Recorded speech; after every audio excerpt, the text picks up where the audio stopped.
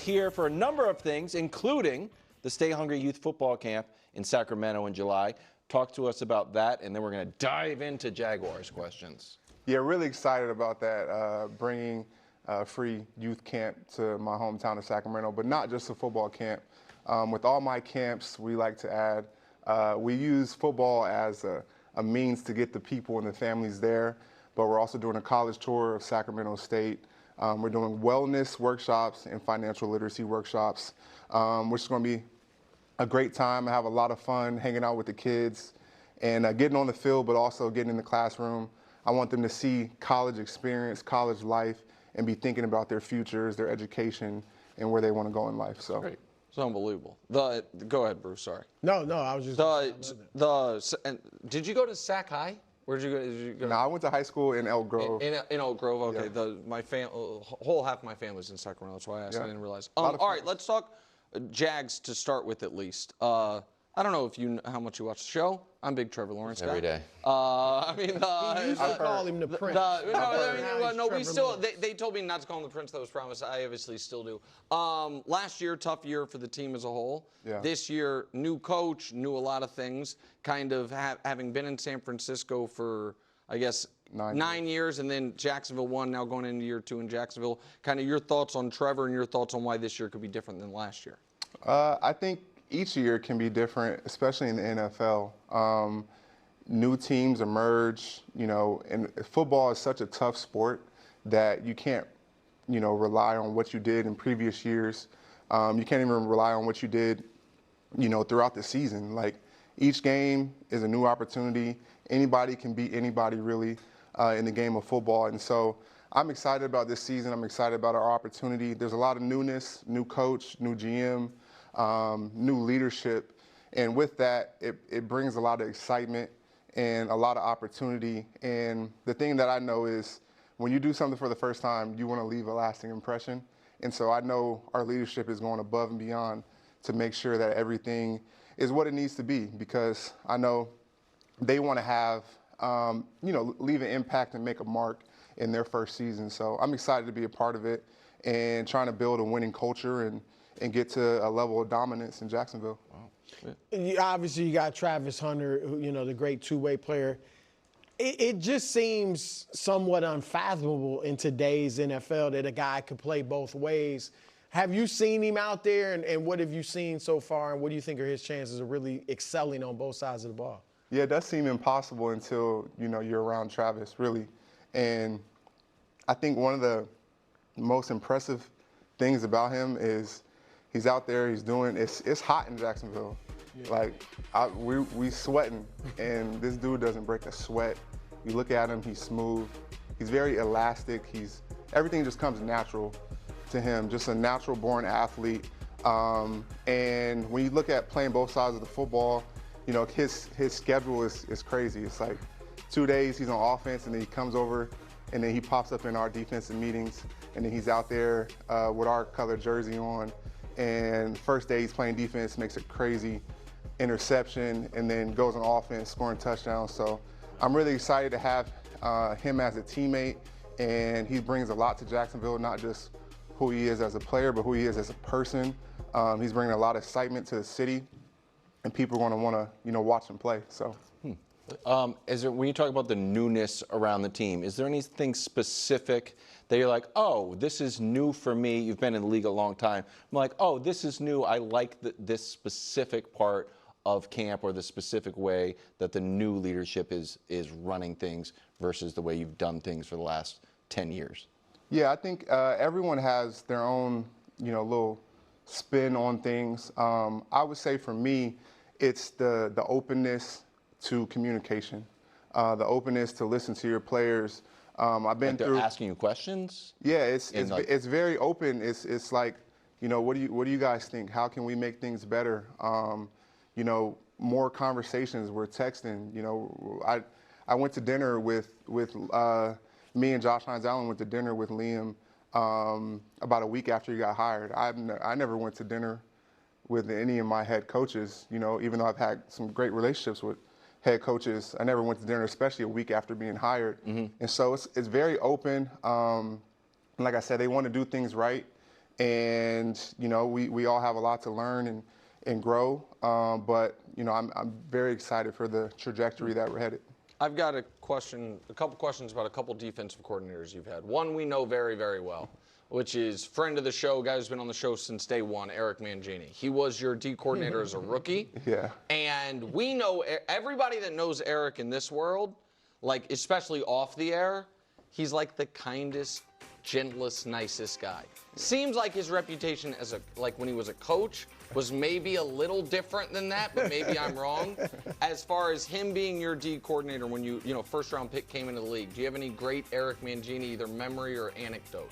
Well, I would say his calm demeanor definitely is representative of, who he was as a coach. I would say as a coach he was a little more fiery, would get on you, but he still had that calming, kind of laid back presence. The memories I have of him entering the league as a rookie, I feel like I had the most first round pick rookie year of all time, especially training camp and preseason. First off, they gave me number 69, which as a defensive lineman, you're right. It's like you might not make the team. I played dang near every snap in the preseason games. They had me out there dying.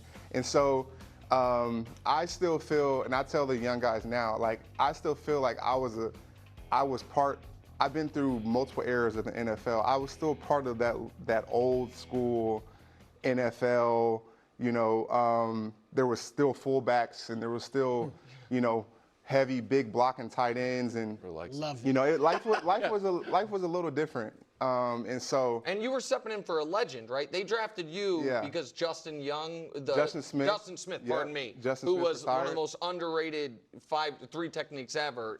Steps away, and then you have Manjini barking at you and playing you 100 snaps in preseason. Yeah, it was tough. They relied on me, but it was good. It was great for me in my young career to go through that and earn the trust from my coaches and my veterans. And throughout that season, I ended up playing a lot and having a big impact on our team. And then the other coordinator I wanted to ask you about is Robert Saleh, who is obviously your coordinator for some great, great defenses. He then goes to the Jets.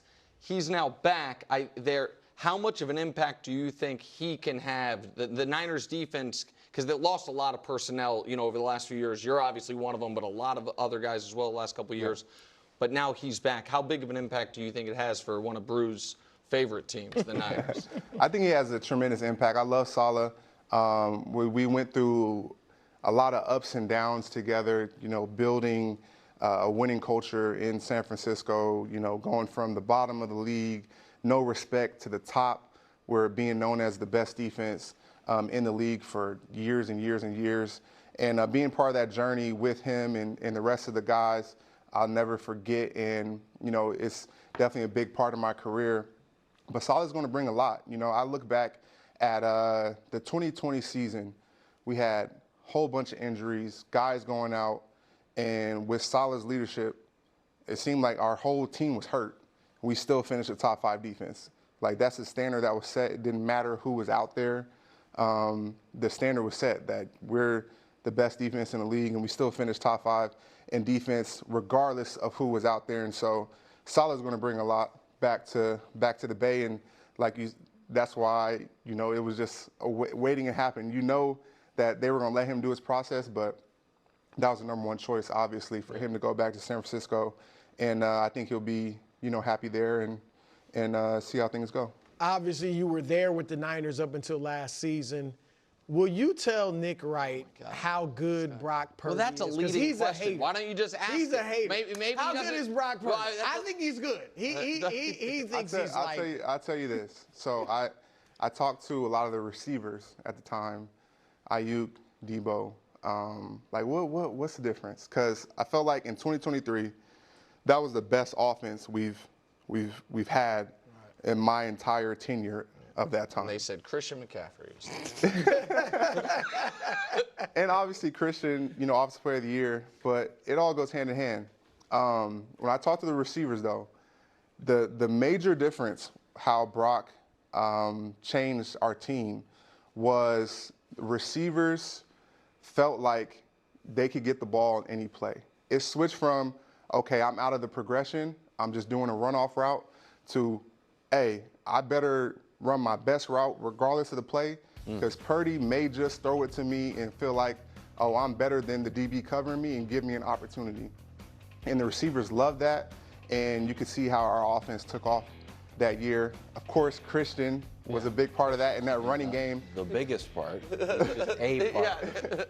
Christian was a big part of that in the running game, but Purdy's ability to open up the offense and make uncharacteristic, off-schedule plays and really open up the offense to, you know, if he's felt like Ayuk was maybe a little covered, but he just felt like Ayuk was better than the guy, he was gonna throw him the ball. And we hadn't had that previous years. We're in June right now, where I think we're like 81 days before you guys play the Panthers and Bryce, and then you got Joe Burrow the next week.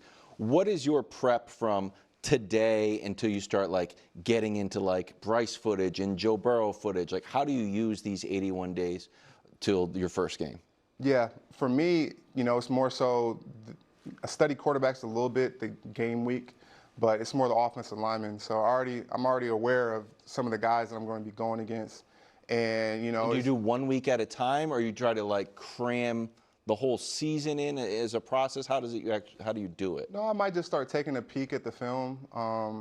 You know, I do a lot of self-scout and self-evaluation, so I watch a lot of my game tape, figure out how to tweak my game, what I can get better at, and then I'll start peeking at some of the guys I'm going to be playing against, and really breaking down offensive linemen, but doing it more in depth, like once we get into the season. Right now, it's really preparing my body for training camp, working on my skill set, so I can have a great training camp, feel good, you know, everything hitting on all cylinders heading to the season, and then I'm gonna start breaking down who I'm playing against, you know, even more. All right, before you go, these guys try to, you know, cause a rift here, even though we're both the only ones with Sacramento ties, just because I wasn't a big Purdy guy. But you're not on the Niners anymore. You're on the Jags, and unlike that side of the table, I think Jags can be really good. I think you guys can win the We division. didn't say we. You don't know what I think about the Jags. You know what I think about. I'm interested. if he's really grinding tape. And Brou said it earlier. We have a soft spot on this show for the Jags because of the Prince, and you know, one of the greatest playoff comebacks in NFL history is. Well, the guy got hurt. I mean, the guy got hurt. What do you want? And by the way, I'm shocked you didn't ask a Mac Jones question because he was his quarterback. I was last year. saving it till the commercial break. But what is, and I don't know if we have any pomp and circumstance for it, but what is the path this year for the Jags to getting back? Oh, there we go. See, this is Give us one more. appropriate for an interview. What do you mean? We're talking about the Jags. This is not appropriate for What do you a mean? guest. We're talking about the Jags. It would be inappropriate not to have them. So again, it's What is going on? He's like, there's confetti all over the place. again, we're a serious Horns. journalism program.